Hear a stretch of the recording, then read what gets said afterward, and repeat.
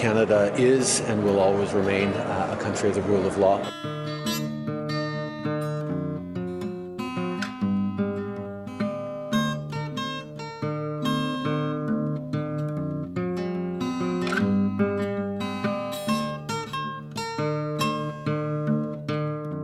You're listening to TMI for the week of December 17th, 2018. I thought of a title and also theme music that we could use for the best of for 2018.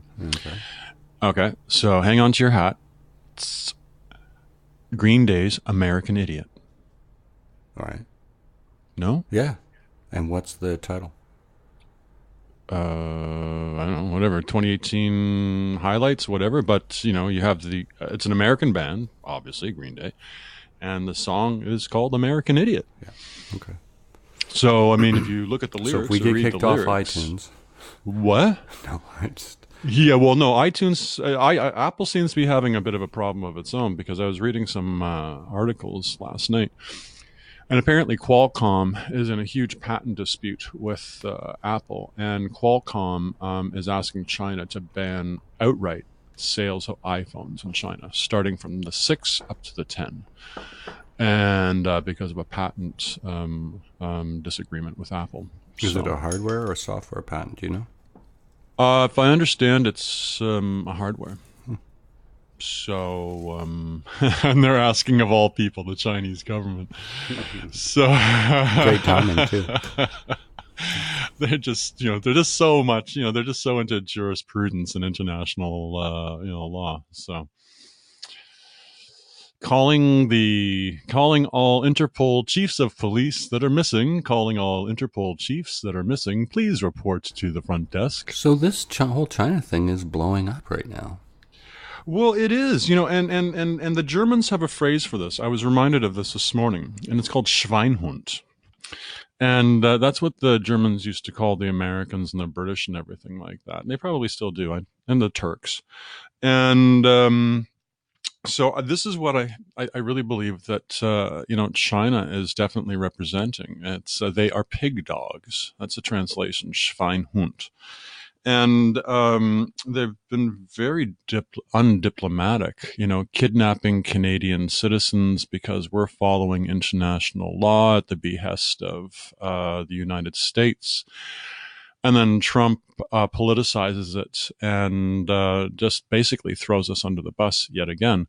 So it really calls into question who are our allies, whether it be China, the United States, Russia, Saudi Arabia, et cetera, et cetera, et cetera. So it's a pox on all their houses. But, I really wonder, and I think a lot of Canadians are wondering, when the rhetoric coming out of Beijing, that Canada is going to be hurt more if it continues on with this or something like that. It might be in the clip trips later on in the show, but I nearly fell off my chair. And I think a lot of Canadians did when they heard this nauseating rhetoric from Beijing and Washington. So I don't know. What do you think?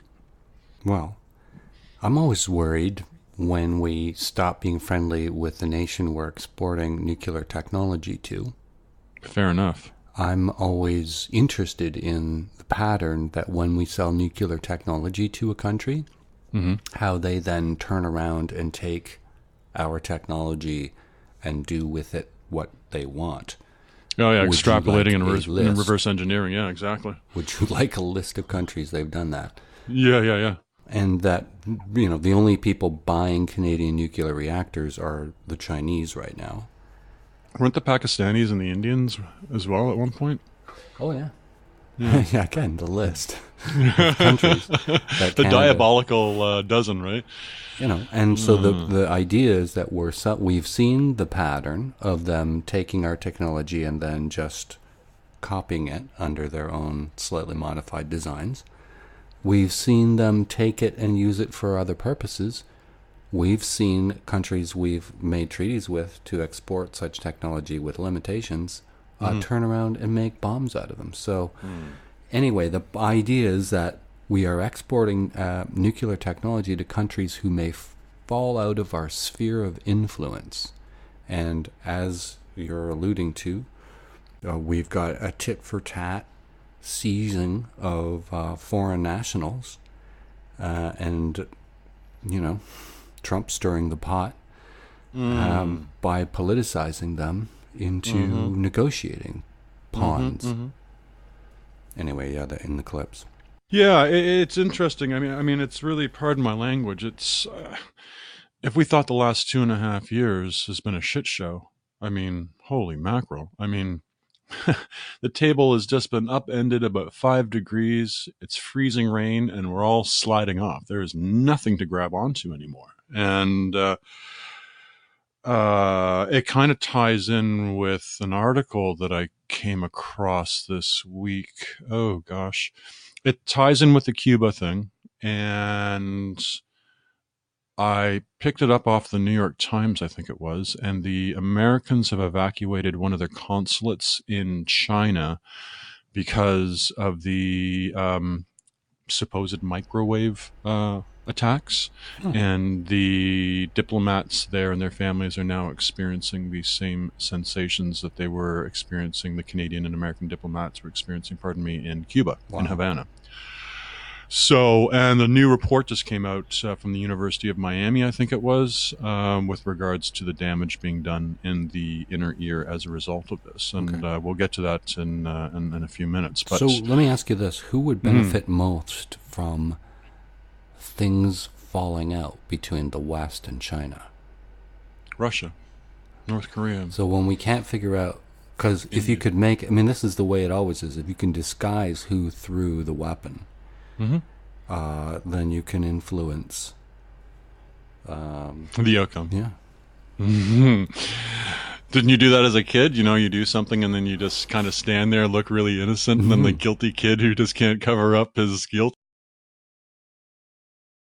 The cleaning woman, okay, it turns out, that was working for a golf club in New Jersey and also cleaning Melania's house.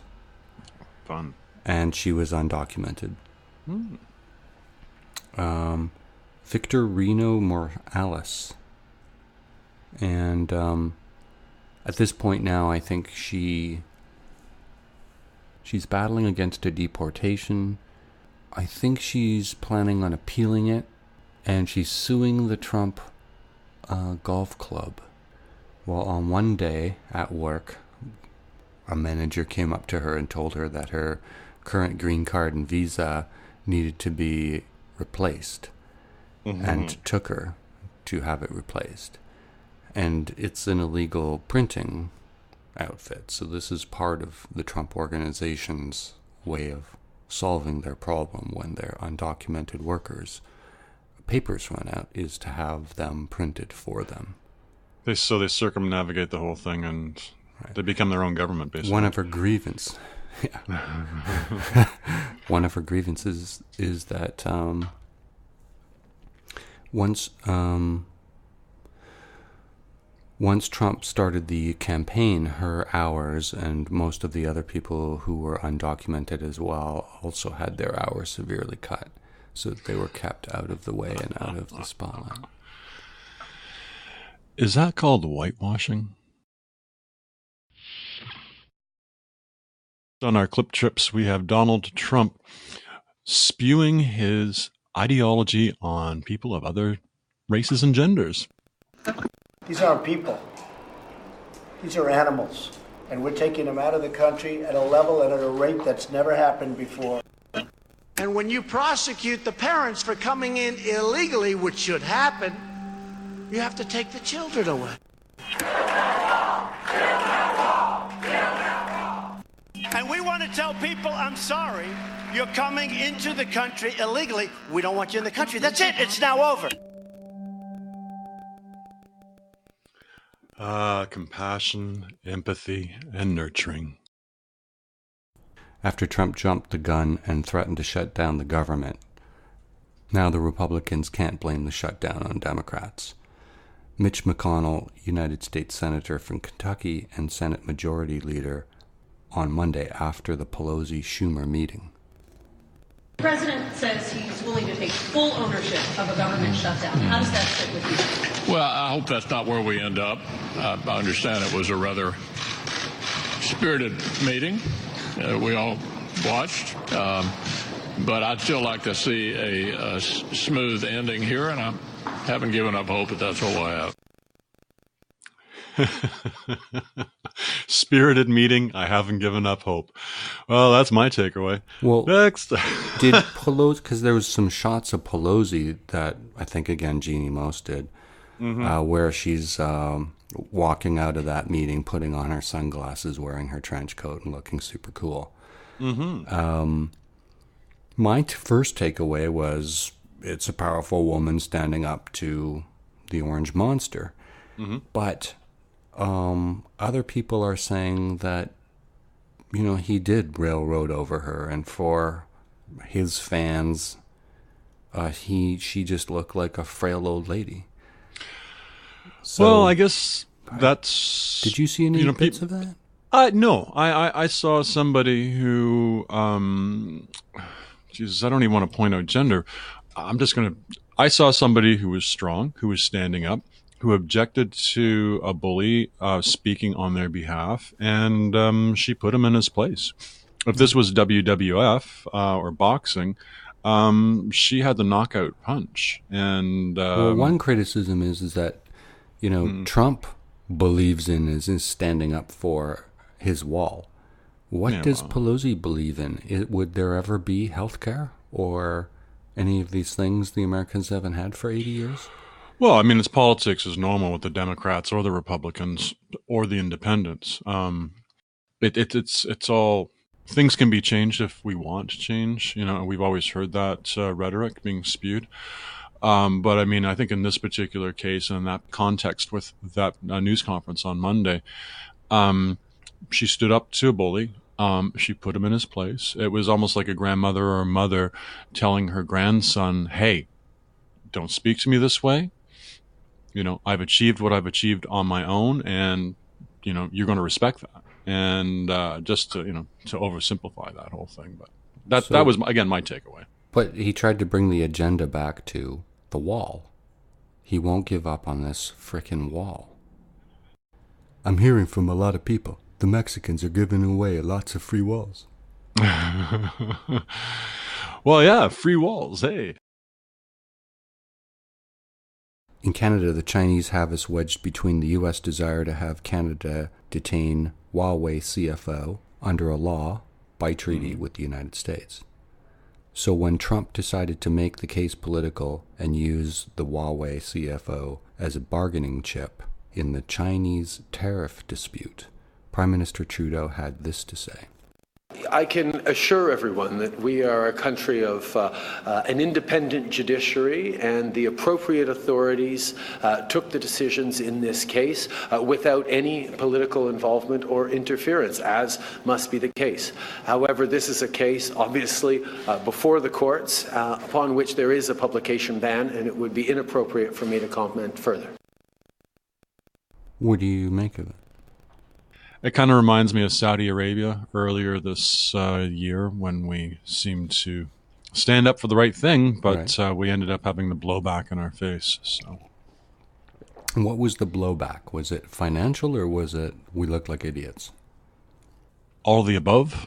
Okay. Wolf. I mean, they threatened what? There was like 2,000 medical students approximately in Canada that were ordered home by the Saudi authorities when we stood up for human rights. There was $1 billion+ contract with some sort of company down in London, Ontario that was threatening a few hundred jobs with regards to military equipment. So, I mean, we were over a barrel. I mean, again, like what Trump was saying this with regards to Saudi Arabia and their arms deal.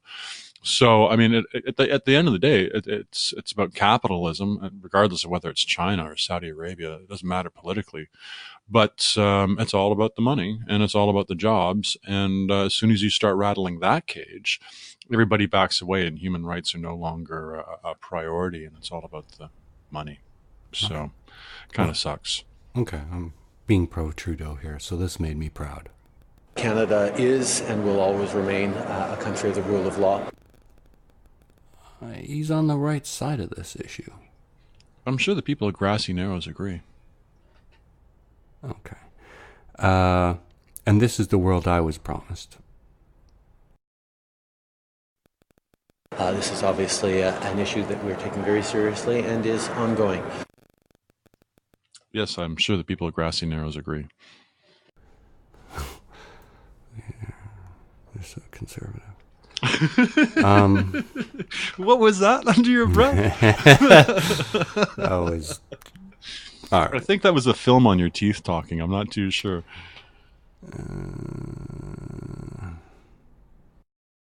Turning now to the constitutional crisis in the United States. Mm-hmm. It's all unrelated to me, except for the 2 campaign finance charges that are not criminal and shouldn't have been on there. They put that on to embarrass me. They put those 2 charges on to embarrass me. So what happened is either Cohn or the prosecutors, in order to embarrass me, said, listen, I'm making this deal for reduced time and everything else. Do me a favor, put these 2 charges on. What he did is he made a deal to embarrass me. In order to embarrass me, they cut his term down. How many people, when they say, listen, if you embarrass the President of the United States, we'll give you a deal. Your father-in-law, your wife, we'll cut you jail. That's all it is. If you keep spinning after a while, don't you get dizzy? Wow, yeah. It blows my mind. I think the rest of my hair just fell out. White House Press Secretary Sarah Sanders. There was no knowledge of any payments from the president, and he's denied all of these allegations. Specifically, can I ask, did the president approve of the payment that was made in October of 2016 by his longtime lawyer and advisor, Michael Cohen? Look, the president has addressed these directly and made very well clear that none of these allegations are true. No. I've addressed this as far as I can go. But that payment, did he know about the payment at the time? Not that I'm aware of. You haven't answered the substantive question about whether the president was aware of the $130,000 payment that was made under an agreement in which he is explicitly named to keep Stormy Daniels silent. Can you answer that question? You were asked 3 weeks ago today and said you weren't aware. Are you aware now? Look, the president has denied the allegations. We've spoken about this issue extensively, and I don't have anything else to add beyond that. Anything beyond that, I would refer you to the outside counsel. And that outside counsel is Michael Cohen. It's I'll outside just counsel. follow up on, you said on March 7th, there was no knowledge of any payments from the president, and he's denied all of these allegations. Were you lying to us at the time, or were you in the dark? The president has denied and continues to deny the underlying claim. And again, I've given the best information I had at the time.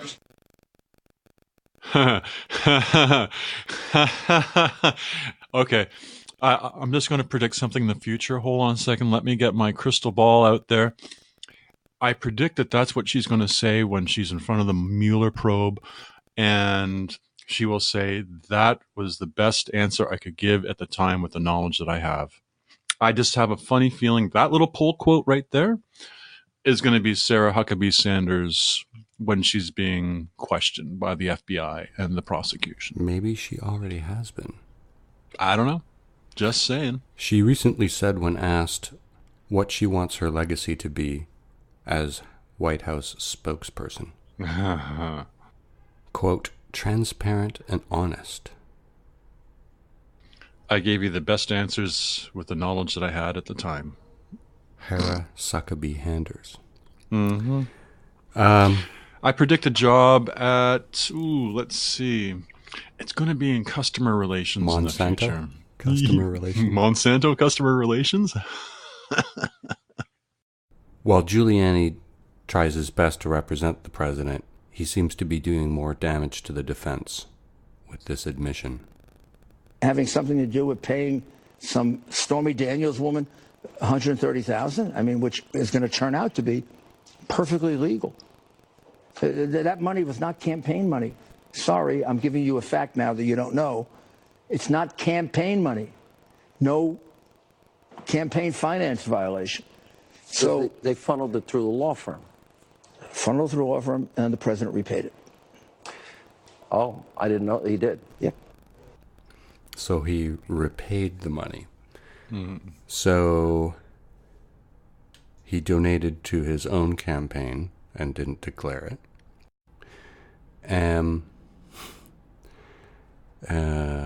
This is becoming as clear as Hamilton Harbor. Well, here's the thing is... in the 1970s. Well, I thought this whole thing would shake up with the Mueller findings and indictments, that it was, specifically Russian, and it will be. We're getting there, and it also is. However, the things that actually are qualifying as impeachable offenses are all contained in this paying off of former porn stars, which once again is thanks to Michael Avenatti's grandstanding that got this on everybody's radar. Mm-hmm. Okay. Because it was really Michael Avenatti versus Michael Cohen. Yeah. Okay. The Cohen tape we heard this summer hasn't changed the president's position at all. Kind of like the pussy-grabbing recordings. Oh, gosh, yeah. He's going to be gets hit by it. Correct. So I'm all over that. And I spoke to Alan about it when it comes time for the financing, which will be... Listen, what financing? We'll have to pay you. So I'll pay the kid. No. I got... No. And that's if David Pecker gets hit by a bus, what happens to the buried stories and all the other stories in the infamous safe? If he gets hit by a bus. And if you actually listen to the recording, it's a kind of cynical interpretation. They're almost saying, "Oh, what if he gets hit by a bus?" And it was that would be great. Problem solved. If you listen very carefully.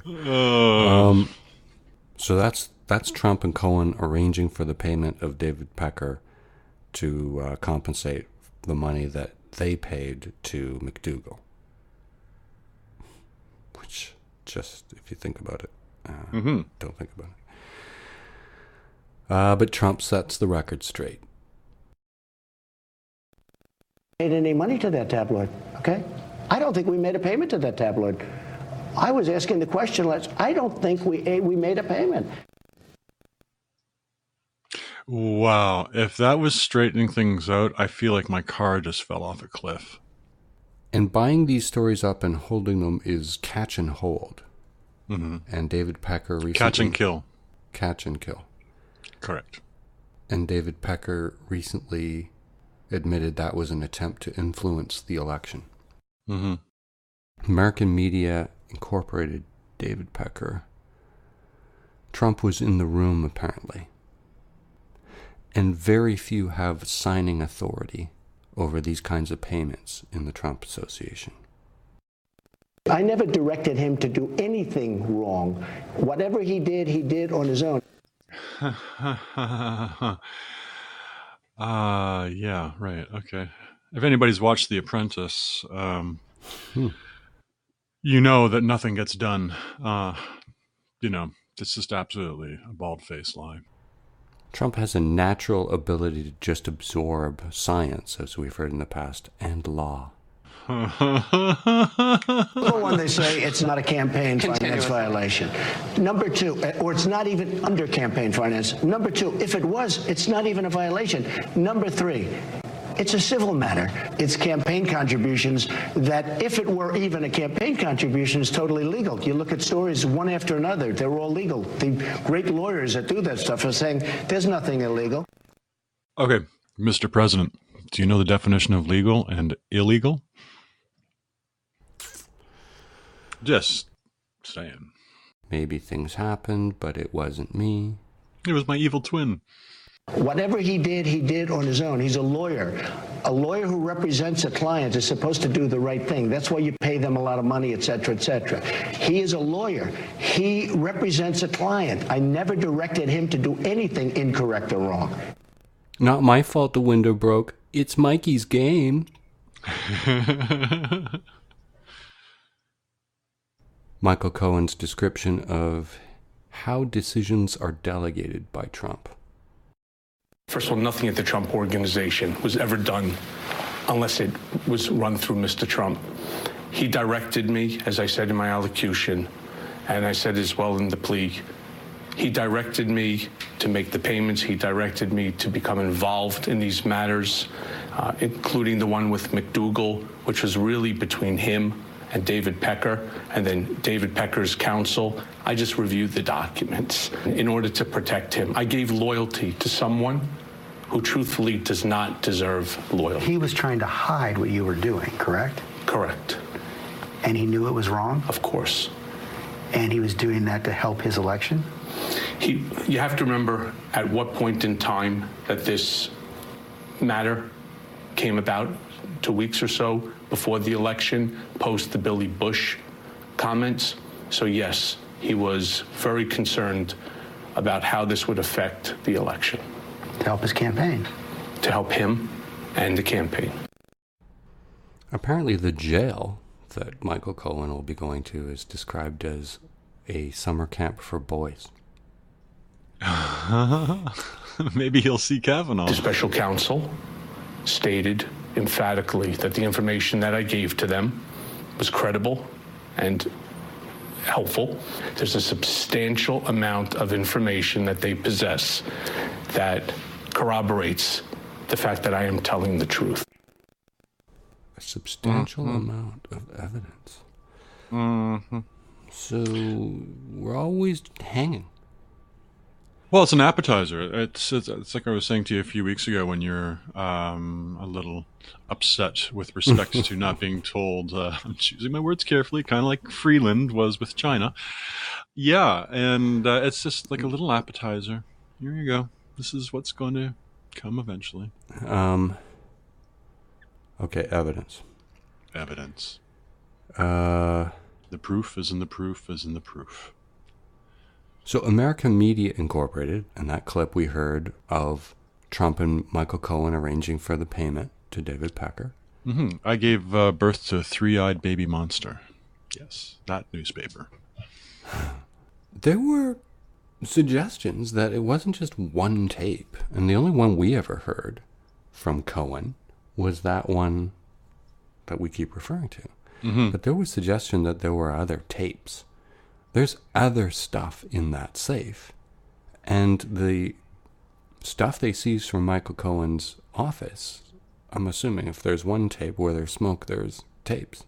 Well, I think we need to get Geraldo Rivera on this right away. Buried under a Art Deco building in the basement. Yep. Again, Giuliani to the rescue. I'll be here with my version of the report, and they'll have their version of the report, and the American people are now essentially going to decide it. Because remember, he's going to make a report that will rival Mueller's report. And the American people will choose their favorite. Sounds like a game show. Hey. Wow. Yeah. It's kind of like Brexit and the British, what was it the next day after the vote, and they realized that they were going to be divorcing, and the biggest thing out of England was, in Google query, was, what is Brexit?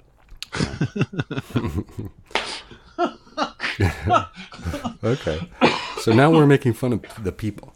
Maybe it's yeah. about time we start making fun of the people. Okay. So Giuliani got his own version of the report. Okay. Sarah Sanders on a new scandal now. This didn't have anything to do with the president. The president was focused on the transition and building out a new government and preparing to take office. The role that the president had in the inauguration was to raise his hand and take the oath. Same thing for the first lady. She wasn't engaged in this process. What? The first lady?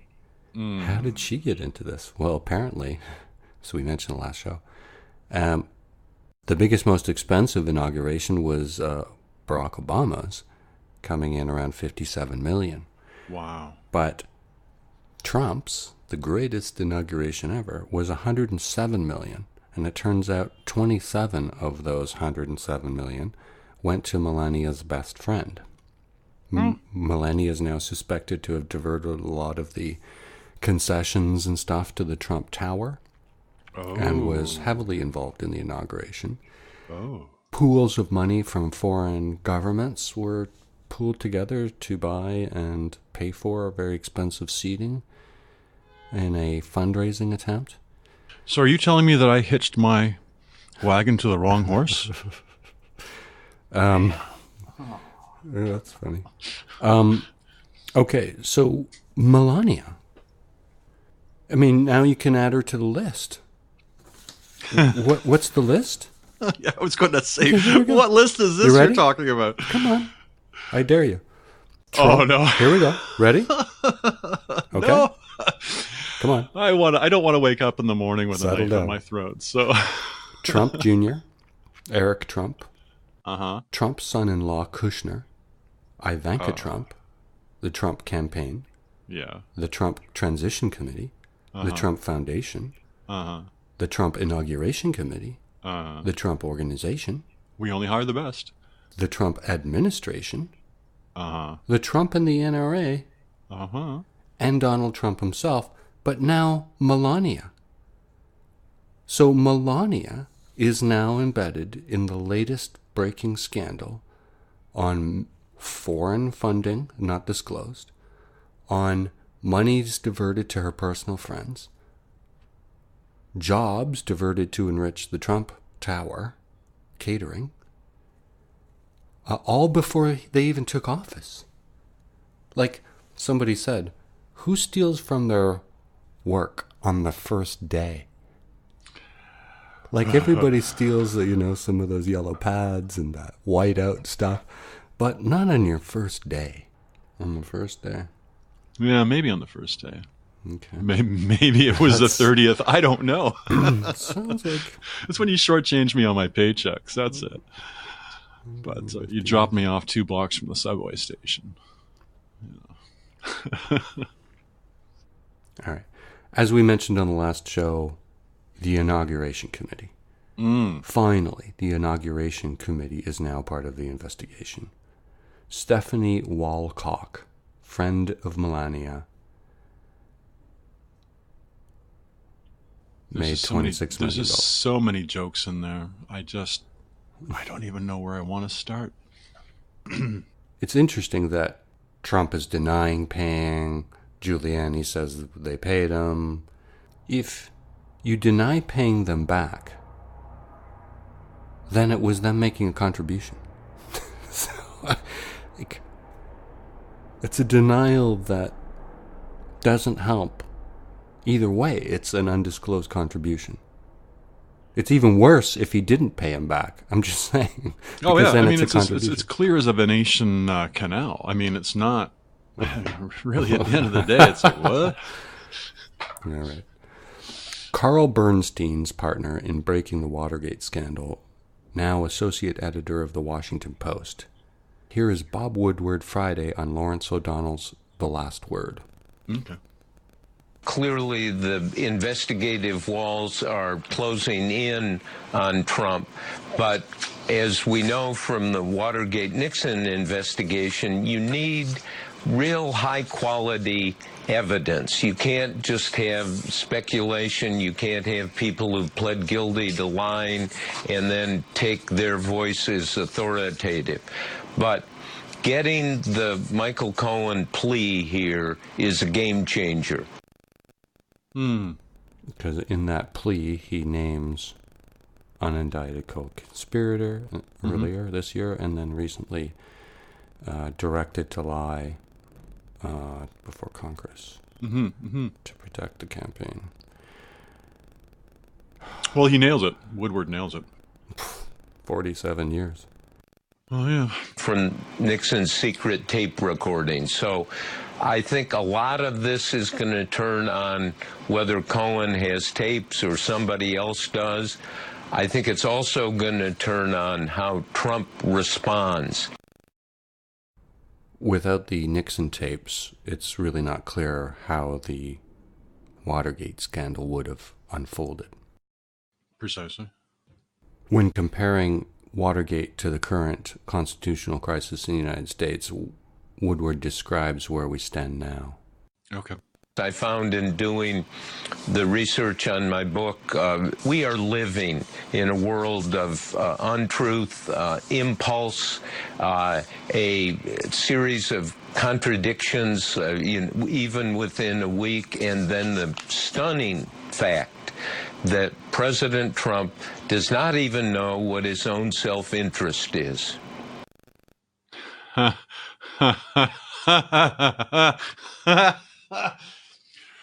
Cue the Billy Bush tape. And? Of course, what happened is Nixon clearly knew about the secret taping system. He was listening to some of them, but at this point, his lawyers and staff were not told about the secret taping system, and it had not been publicly disclosed. So the surprise element was there for the staff. There is an aroma and a smell, and there is lots of evidence, but the basic issues of foreign policy, economic policy, are chaos in the White House, and that sends that message to the world. We see what's happening to the stock market. That is a reflection of people who know, say, hey, this is an administration that is running off the rails in every conceivable way. Clearly. But all this talk of Watergate and the tapes, and one more time, and here's Cohen again. Okay. The special counsel stated emphatically that the information that I gave to them was credible and helpful.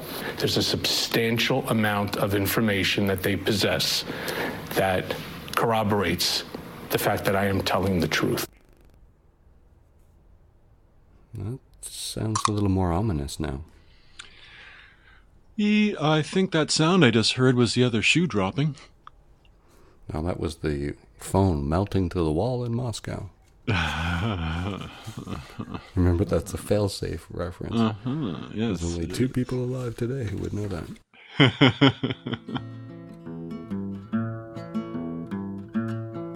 Find us on Twitter at @ThatArcher, our podcast page, tmi.twxnet.com. Rate the show on iTunes. It changes the way the show is listed. Back to you, Nicole. Huh. I called you Nicole. Yeah, sorry. I guess this is Fred Stenson on Twitter, replying to the CBC News this week. Mm-hmm. The minute Trump politicized Canada's arrest of Meng Wanzhou, Canadian Minister of Justice, should have, as an expert on CBC said, instantaneously dropped charges in proceedings and set her free, which Canada had the power to do. He says, show a little courage, perhaps. So, if Americans are going to politicize her detention, then why not just let her go?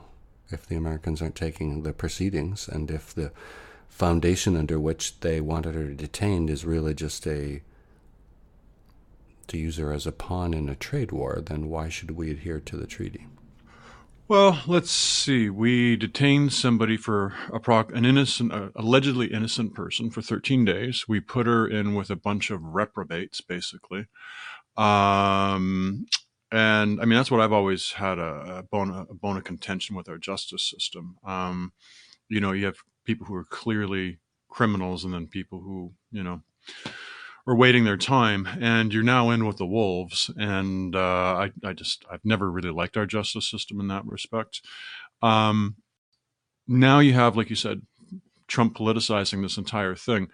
I don't know if it was one of the pundits this week had indicated this, but they said all this will basically come out in the wash, and that because Trump has politicized this, if the State Department did have a case against her, Trump has now destroyed it with his musings about, well, hey, we can do this and da-da-da-da, we'll release her or whatever, verbal diarrhea that was coming out of Trump's mouth this time.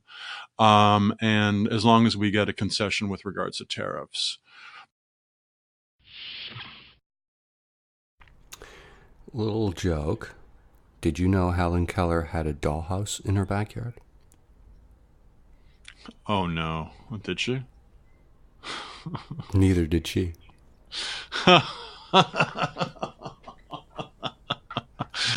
That's good, actually. Yeah, Is that's it like books of Helen Keller jokes? Like, why pick on her? You know, one thing about this Trump guy, when you look at all the indictments and convictions, and yeah, he's a criminal magnet, but Trump has brought forward otherwise hidden criminals into the public view. That's a service to society. I mean, all these people, we wouldn't know a thing about them, right? What have you got in the headlines? Mass spectrometer reveals thallium poisoning. The other one is that the process known as the CRISPR in dealing with DNA has now gotten to the point where they don't even have to change the genome with regards to obesity, because they've been trying to get rid of obesity because of the health consequences with regards to the heart, diabetes, etc., etc., etc. MIT team invent a method to shrink objects to nanoscale.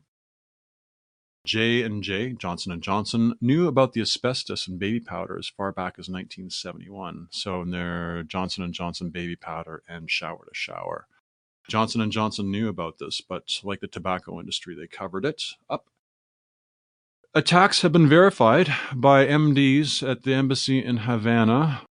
U.S. diplomats were evacuated from a U.S. consulate in China because of the medical mystery with Havana.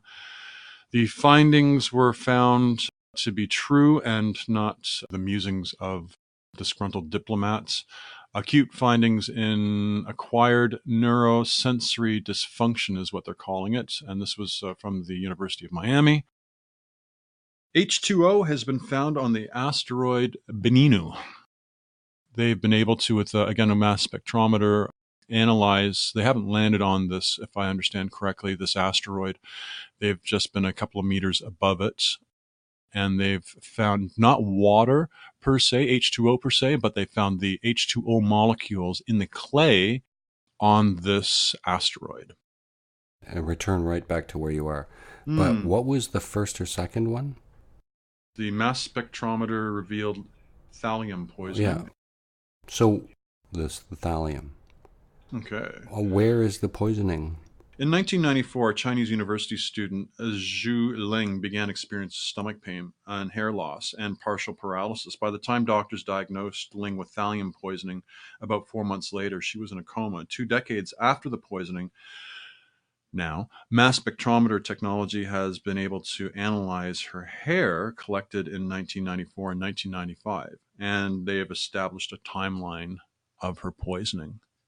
They still don't know who poisoned her and why she was poisoned, but now, due to technology being what it is, they can figure it out. Thallium is a soft, malleable gray metal that was previously widely used in rat poisons and insecticides. It is particularly dangerous because components containing thallium are colorless, odorless, and tasteless. Atomic number is 81, and the atomic mass is 204.3833 UT underscore 0.0002 U. Discovered in 1861. Thallium. All you didn't want to know, you now know. So, can you Google uranium and just see what its atomic number is? The atomic number is 92. Okay. So here's what I'm wondering about thallium. So whenever you have these elements that are in the 90s or whatever, as their atomic number, notice their atomic weights are up in the 200s. Mm-hmm. And uranium, the forms of uranium we're interested in are the 235s and 238s and 234s. Mm-hmm. And, there's that polonium-210. Mm-hmm. Right? That they killed that Lukashenko guy. Yep. Can you remember where you were when I sidetracked you with thallium in your headlines? So the pull quote from labmanager.com is CRISPR joins battle of the bulge, fights obesity without edits to genome. The researchers achieve long-lasting weight control without making a single edit to the genome. So the article goes on. It involves doing exercises and eating less. Really. I wouldn't be surprised. A weighty new study shows that CRISPR therapies can cut fat without cutting DNA. In a paper published December 13th, 2018 in the journal Science, the University of California, San Francisco researchers described how a modified version of CRISPR was used to ramp up the activity of certain genes and prevent severe obesity in mice with genetic mutations that predispose them to extreme weight gain. Importantly, the researchers achieved long-lasting weight control without making a single edit to the genome. Though the human genome contains 2 copies of every gene in an individual, one from each parent, scientists know of at least 660 genes where a mutation is in just one copy can lead to diseases, some of which are devastating. One such condition is severe obesity, which the authors of the new study used as a model to develop new therapeutic approach for treating these disorders. So I just thought that was really how they don't tell us how. Oh, they do, but you got to go to labmanager.com and type in the article headline: CRISPR joins Battle of the Bulge, fights obesity without edits to the genome. There you go. U.S. diplomats evacuated. Okay, this is what they're now saying. So, acute findings in acquired neurosensory dysfunction. This is from December 12th. Immediately after the exposure, the majority of individuals reported intense ear pain in one or both ears and experienced tinnitus. All the individuals noticed unsteadiness and feature of cognitive impairment. On presentation to our center, dizziness, 92%, cognitive complaints, 56%, were the most common symptoms. Formal testing revealed that 100% of the individuals had otolithic abnormality and evidence of cognitive dysfunction. Conclusion and relevance. The study focuses on the acute presentation of the phenomenon in which symptoms emerge after perception of localized noise and pressure, and in which the acute symptomology includes a universal nature of vestibular injuries, selective cognitive deficits. The findings presented in this acute group of patients begin to provide a better picture of the internal injury pattern seen after this exposure and may allow for more acute diagnosis of this disorder in future cases. And only in the embassies in China and Cuba, Havana. From what we know. What's really interesting about this is that the people who are experiencing these things, whether they be at the embassy or whether they be in their where they were living, there would be other people in the room. Sometimes these other people would hear it. A lot of the times they felt that they were being followed because they would move from one room to the next and the people in the other room wouldn't hear it, but the individuals that were experiencing it, it would be following them around. So, and they also said that they felt like a pressure wave as well was hitting them also in the ear and the head and the body. Yeah, obviously this is a weapon that's the Americans are saying that they don't know what it is. So if they don't know what it is and they're not behind it, then obviously whoever this is a vastly superior opponent. And it's pretty spooky. So if you were directing a laser on a CD, there's an X and Y component axis, and you can move it one over and one forward and one over and one backwards and one so it kind of makes you wonder, what if you had 2 forms of like a laser or light or waves of something, microwaves. One was heading in an east-west direction and one was heading in a north-south direction. You could move both of them and track your target by moving 1 or 2 of those.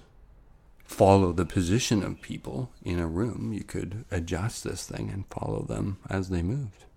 To some of the 26 people affected, the episode felt like something out of Star Trek. A few minutes of high-pitched noise, often accompanied by a high-pressure sensation described as a force field, felt in their homes and hotel rooms in Cuba over several months, starting in late 2016. The dizziness and cognitive problems followed. Severe insomnia, nausea when using the computer. this is also in China where they experienced this, and it followed them around. Some people were affected, like I said before, and some people weren't. And the end result was everybody had brain injury and inner ear injury, and some people ended up retiring earlier. So let's say it's a space-based radar type thing. So they can sense where you go, let's say in a multi-story building, which sounds impossible. Makes you wonder if it was a 20-story building and their embassy was on the 10th floor, would they be still susceptible? Well, if I understand the U.S. Embassy in Cuba, it's kind of like, or from what I understand how they build these things, at least the Americans, it's almost like a, what do they call that? Cage. Oh God, you taught me about this a long time ago. Faraday or something? A Faraday cage, yeah. So I was always under the impression that the embassy was protected from almost like a Faraday kind of cage. So, but you said it was at home. Well, what I'm reading right here, yeah, they're saying it's at home. I mean, they're saying right here, the doctor said, quote, he says here that some prolonged their exposure by walking around in search of the source. When they opened their front doors, it was gone, he was told. Imagine that you have control over a satellite in space that is a radar gun. Because let's just say we take what the knowns are. The knowns are that they can be targeted, that other people in the room may not be targeted, and that second, if they move, it can move with them. And then thirdly, you said at home, so it's movable. So let's say that you were in control of a satellite and it had a radar gun. It's interesting that I pick radar because radar tells you where things are. And component 2 and 3 of this was that it is pointable and movable. So if you had a radar that powerful, you would be bombarding the subject. So therefore, that's what I think this is it's a overly powerful radar device being deployed from space. The more you turn it up higher to see your subject, the more you affect the subject. It seems like the perfect weapon to me. Well, according to Dr. Bonnie Levin, the director of neuropsychology at the University of Miami School of Medicine, she examined a subset of patients who had cognitive problems, and the otherwise high-functioning people scored poorly on memory tests and exams that measured their ability to multitask and hear information against background noise. Quote, everybody that I saw was quite disabled, she said, adding they had also trouble regulating emotion. An investigation by the FBI and other government agencies has so far not determined what the cause of the illnesses are. They're saying that there's over 300 people in China at their embassies and consulates that are currently being tested right now. So, and 15 out of the 300 require a further examination, and one person so far has been sent home from China. Well, you didn't really talk about the liquid chocolate. Well, we'll see what sticks. Well, what sticks is a lot of chocolate. That's what sticks. Apparently somebody wasn't doing their job. I don't know. Maybe they were into the liquid chocolate liqueur a little too much a couple of days ago. But just before 8 p.m. on last Monday, liquid chocolate started streaming out of the chocolate factory in Western Germany, which is a suburb of Wörl. And apparently they were so much into their chocolate liqueur that it just kept on flowing right down Westerstrasse, which happened to be the nearest road to the factory. And about a ton of this liquid chocolate. Sorry, there's been a chocolate spill here. Very cool. Get your straws out, boys and girls. Or strip down and just start rolling around in it. Anyway, so about a ton in all ended up spilling out onto Westerstrasse, and but just to make things more interesting, it was a very cold December night, and so as a result, that liquid chocolate soon became something of a magic carpet of chocolate that ended up being about 10 square meters of cocoa, and it just formed into a pancake. So when you look at the pictures, it's funny because there's comparisons of Willy Wonka and the Chocolate Factory and floating down the chocolate river and with Willy Wonka and all this other stuff. So for the conspiracy nuts out there. Earlier on this summer, I think it was May 9th, on the highways of Poland, a tanker truck flipped over and again, spilling all its contents out in the road, and it happened to be liquid chocolate. So that chocolate liqueur you kept mentioning is Tia Maria, because the Kahlua is coffee based. It's not chocolate. Yeah, it's really good. I love Kahlua. I prefer. Well, I don't know. There's something weird about Tia Maria. It's been a million years since I've had that stuff. Yeah, I can't remember the last. It hasn't been this century, that's for sure. Will you make your B52? No. Isn't it supposed to be? Oh, B52s are Kahlua milk and... no. It's a shot. That's a brown cow. It has Grand Marnier, Bailey's Irish Cream, and then Kahlua in the bottom. But I think it's supposed to be Tia Maria in the bottom. I think the Tia Maria thing was the brown cow or something, where you take milk and Tia Maria and you add ice. Okay. It's been a million years, man. These are teenager drinks. Is this the future of architecture? Is this how we are going to have green cities, green buildings, sustainable, happy places to live, as opposed to the dystopian future that we are with Blade Runner and all these other great movies? This is from Milan, Italy, and the vertical forests towers in Milan, from phenomena to archetype. This is just absolutely incredible.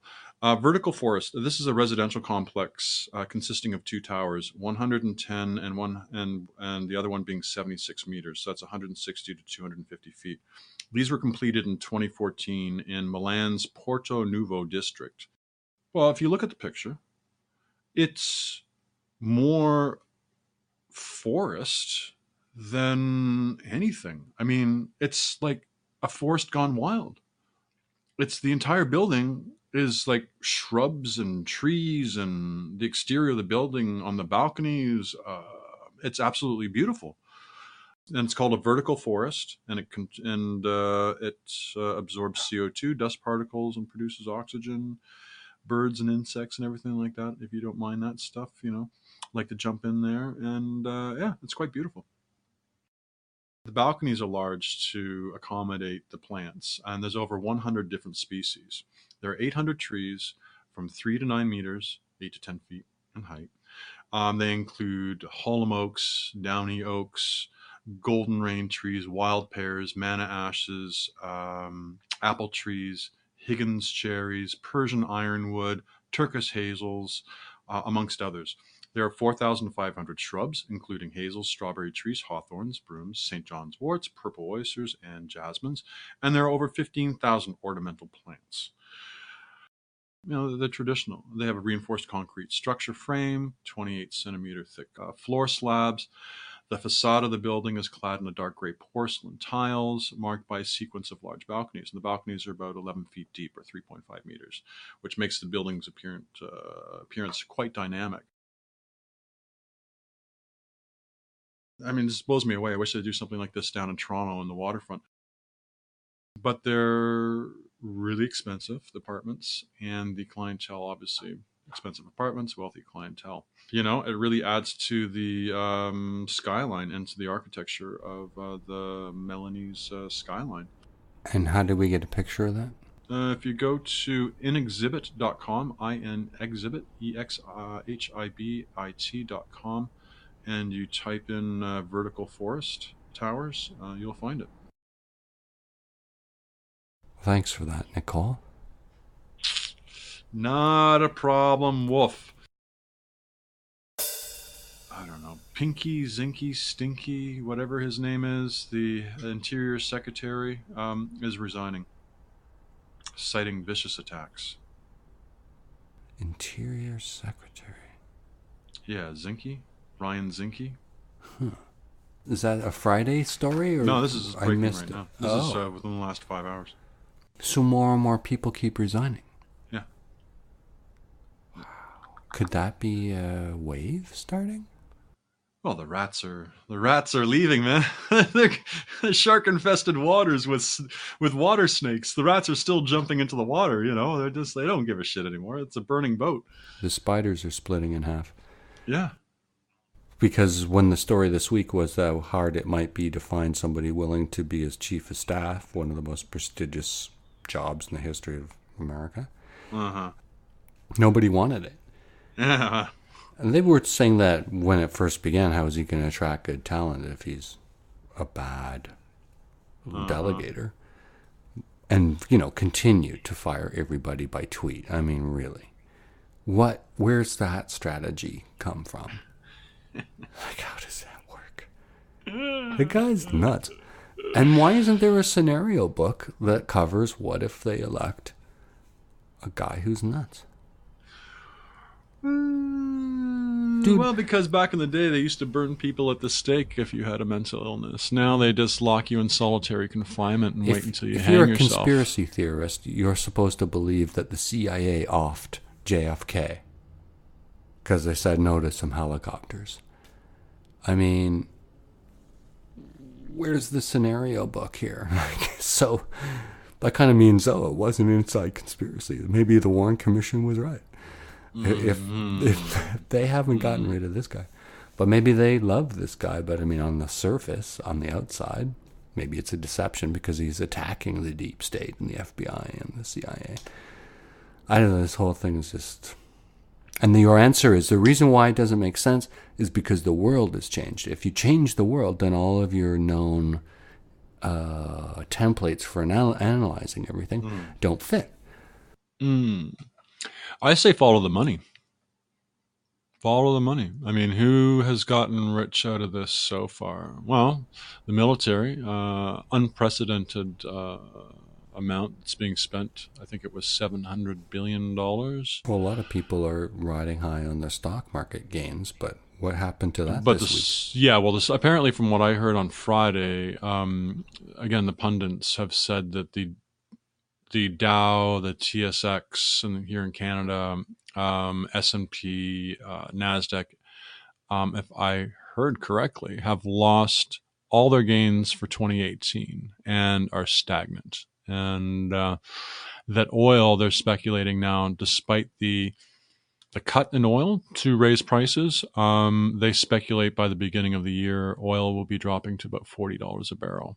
And that's not even our oil, our dirty oil from the tar sands. That's usually trading between $10 to $15. I think it's at about $30 right now, $40. I think it's gone up since they cut back. But they suspect that this entire thing is just going to end up in the dumpster fire with everything else. So. I think the only good news that we have as far as natural resources are concerned is something that I found about an hour ago. We never hear any good news coming out from northern Canada. It's always grim, $20 a pound for grapes, $20 for milk, $15 for a loaf of bread. Way to go, Government of Canada. The largest diamond ever discovered in North American history was pulled out of the ground up in the Northwest Territories back in October. You want to guess how many carats this puppy was? No, I want to hear. 552 carats. A yellow diamond. Wow. Was discovered in the Diavik diamond mines in the Northwest Territories. Split equally amongst Canadians, that would be. About 135 miles from the Arctic Circle. Wow. It's the 7th biggest stone discovered this century. Dominion Diamond Mines, which calls the gemstone astonishing, notes that the previous North American record held was only 187.7 carats. So this stone just the stone is approximately the size of a chicken egg, according to Bloomberg.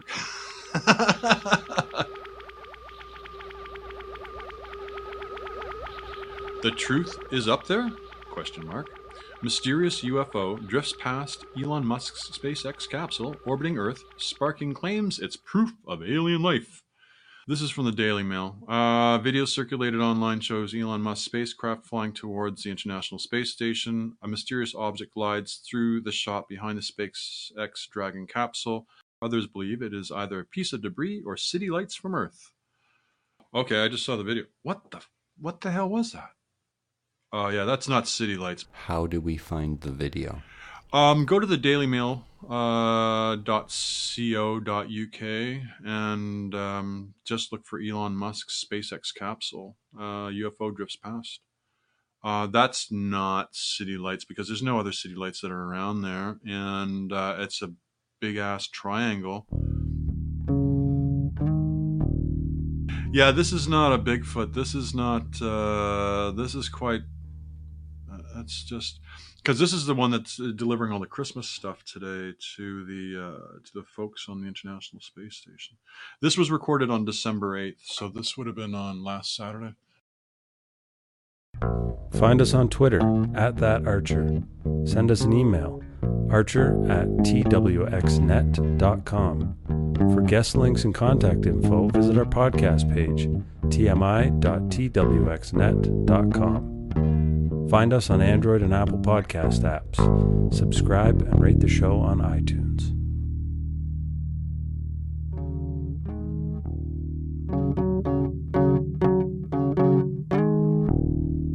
I'm Dave Archer in Toronto. And I'm Ian Stolberg in Ottawa.